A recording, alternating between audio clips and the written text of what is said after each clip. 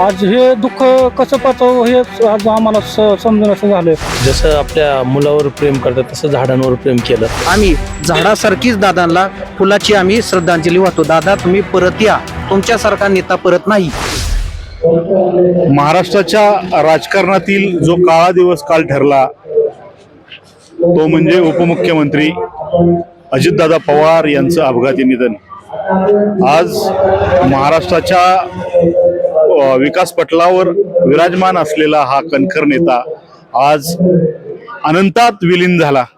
काही वेळापूर्वीच आता त्यांच्या पार्थिवावरती अंत्यसंस्कार पार पडले. संपूर्ण महाराष्ट्रातूनच नव्हे तर देशभरातील पदाधिकारी आणि कार्यकर्ते त्यांच्या पार्थिवाचं दर्शन घेण्यासाठी आलेले होते. तर आपण या ठिकाणी जे उपमुख्यमंत्री दिवंगत म्हणतानाही खंत वाटते, म्हणजे मनालाही वेदना होत आहेत.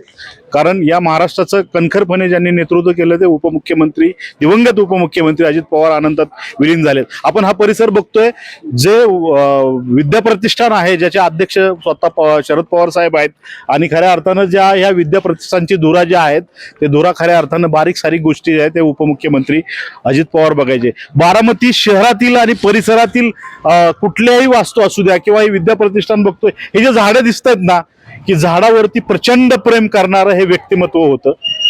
कुठली झाडं कशी असावीत, त्या झाडाला पाणी वेळेवरती जाते का नाही, एखादं जरी झाड सुकलेलं असलं तरी संबंधित विभागाच्या किंवा इथल्या प्रमुखाला फोन करून ते आठवण करून द्यायचे. एवढ्या बारीक गोष्टी बघायच्या. सहज गाडी जरी या कॅम्पसमध्ये दादांची आली की कर्मचाऱ्यांची पळापळ व्हायची, कारण एवढं शिस्तप्रिय नेता अजितदादा होते. हा परिसर बघतोय पूर्ण हिरवागार आहे. आपण बारामती शहरामध्ये जरी गेल्यानंतर जर बघितलं तर रस्त्याच्या दुतर्फा ज्या आहेत त्या वेगवेगळ्या देशी झाडांनी अशा फुललेल्या आहेत. हिरवागार परिसर जो करण्यामध्ये खऱ्या अर्थानं जर खरं श्रेय आहे ते दिवंगत उपमुख्यमंत्री अजितदादांचा आहे. आज या ठिकाणी विद्याप्रतिष्ठानचा काही स्टाफ आहे. या ठिकाणी राहुल बोहेटे आहेत, ते ऍडमिनिस्ट्रेशन विभागाचं काम करतात. त्याचबरोबर इतर कार्यकर्ते देखील आहेत बारामती शहरातील. हे इथले कर्मचारी जे गार्डनचं काम करतात ते देवकाते आहेत, सूर्यकांत देवकाते आहेत आणि बाकी एकाड पाटील आहेत. तर आपण त्यांच्याशी संवाद साधूया. काय सांगाल की दादांविषयी भावना आपण काय सांगाल? दादांविषयी तर आता आम्ही निशब्द झालेलो आहोत, कारण आपल्या सर्वांचं दादा आज आपल्यातून निघून गेलेले आहेत. आणि दादांचं बघायला गेलं तर जेव्हापासून आम्ही आता 15-20 वर्ष झालं बारामतीच्या विद्याप्रतिष्ठानमध्ये कार्यरत आहोत, तेव्हापासून दादाचं जे डिसिप्लिन जे होतं आणि जे झाडांवरती जे प्रेम होतं ते आज तगायत कुणामध्येही नाही. आणि त्यांच्यामुळेच ह्या खडकावरती त्यांनी इथं नंदनवन उभा केलेलं आहे. आणि अशा या नंदनवनामध्ये आज आमचे दादा इथून निघून गेलेले आहेत. त्याचं फार आम्हाला दुःख होत आहे. तुम्ही काय सांगाल? तुम्ही म्हणजे गार्डनचं काम पाहता, काय अनुभव सांगाल दादा? तसं पाहिलं तर आज परिस्थिती अशी येऊ नये संबंध बारामतीवर आणि महाराष्ट्रावरती. आणि त्याचबरोबर आम्ही जे इतर सर्वसामान्य कार्यकर्ते आज हे दुःख कसं पाचावं हे आज आम्हाला समजून असं झालंय. आणि खरं तर आज क्लास 1 पासून ते शेवटच्या तळापर्यंत दादांचं लक्ष असतं.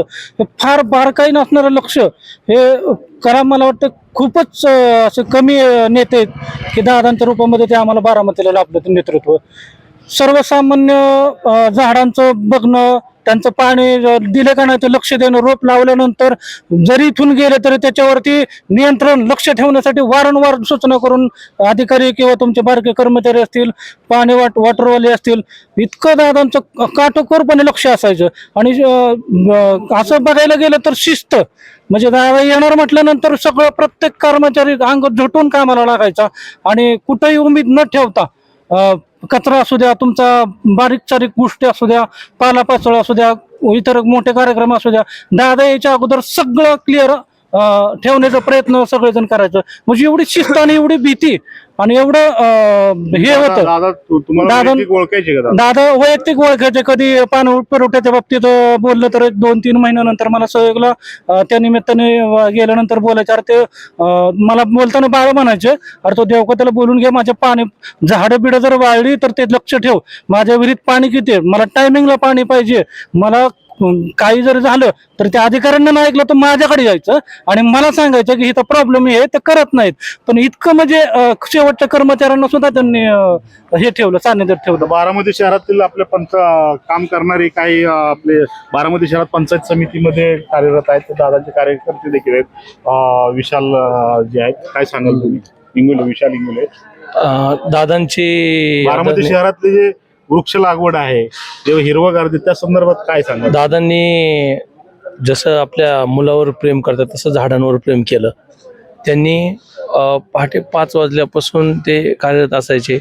आदरणीय दादा सुद्धा बारामतीत ज्यावेळेस पंचायत समितीत वगैरे यायचे, तर पंचायत समितीचं लँडस्केप असेल, तिथले झाडं असतील, स्वच्छता असेल, अत्यंत बारकाईने ते त्यांचं लक्ष असायचं.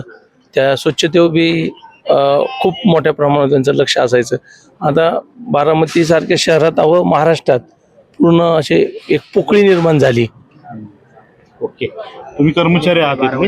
हा सर. काय नाव तुमचं? सर माझं नाव तुषार दीपक जगताप, काय राहणार करता तुम्ही? बारामती. मी विद्याप्रतिष्ठामध्ये गार्डन विभागात नोकरीला आहे. काय सांगाल दादांचं? सर्वप्रथम दादा वृक्षप्रेम. वृक्षप्रेमाचं बोलायचं म्हणलं तर दादा आमचे अत्यंत मोठ्या प्रमाणात वृक्षप्रेमी होते. वृक्षप्रेमी असताना त्यांना स्वच्छतेची बी मोठ्या प्रमाणात आवड होती. आवड असताना पाण्यासंदर्भात प्रश्न असेल किंवा कुठल्याही फुलाचा फळाचा प्रश्न असेल तर ते योग्यरित्या पूर्ण करत होते. आणि गेले काही काळापासून पाण्याचं थोडं हे वाटत होतं की बाबा कमतरता भासत होतं. दादांनी तुर्तता करून व्यवस्थितरित्या पाण्याची सोय झाडांना केलेली होती. त्याबद्दल आम्ही झाडासारखीच दादांना फुलाची आम्ही श्रद्धांजली वाहतो. दादा तुम्ही परत या, तुमच्यासारखा नेता परत नाही. ओके, ठीक आहे. काय सांगाल तुम्ही? काय सांगायचं राहिलं? आज खरं पाहिलं तर आज हे नंदनवन दादांनी अगदी मनापासून तळमळीने आज ही सावली दिली आम्हाला, आणि वर्षानुवर्ष ती सावली आमच्यासाठी दादा निर्माण करून गेले. ह्याची पोकळी आम्हाला कदाचित कधी भरून निघणार नाही. ही मोठी सावली दादांनी आज तयार केली, ह्याचं मला खूप हे वाटतं. निसर्गातून दादा जे काय बघायचं म्हटलं तर झाडं, वेली, पानं, फुलं, प्रत्यक्षात लक्ष असणारं वैयक्तिक लक्ष म्हणजे दादांचं. आणि हेच आज आमचं पाणी, वेली, झाडं ठेवून दादा गेले आमच्यातून. आज हे आज आम्हाला फार दुःख झालं. खरं तर झाडांवरती प्रचंड प्रेम असलेला हा नेता, खऱ्या अर्थानं जर बघतोय हा परिसर विद्या प्रतिष्ठान पूर्ण हिरवाईने नटलेलं आहे. या ठिकाणी पूर्ण खडकाळ जमीन होतं. या खडकाळ जमिनीवरती ज्येष्ठ नेते शरद पवार यांच्या दूरदृष्टीमुळं हे नंदनवन फुललं. ते नंदनवन फुलल्यानंतर खऱ्या अर्थानं त्याला जे मूर्त रूप, त्याचा पूर्ण रूपडं पालटवण्याचं काम जे आहे ते उपमुख्यमंत्री, दिवंगत उपमुख्यमंत्री अजितदादांनी केलं.